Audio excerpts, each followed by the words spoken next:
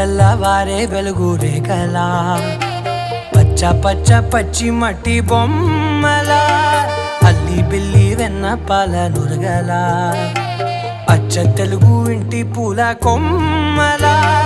దేవదేవుడే పంపగా ఇలా దేవతే మా ఇంట అడుగే పెట్టెనంట బ్రహ్మ కళ్ళలో కాంతులే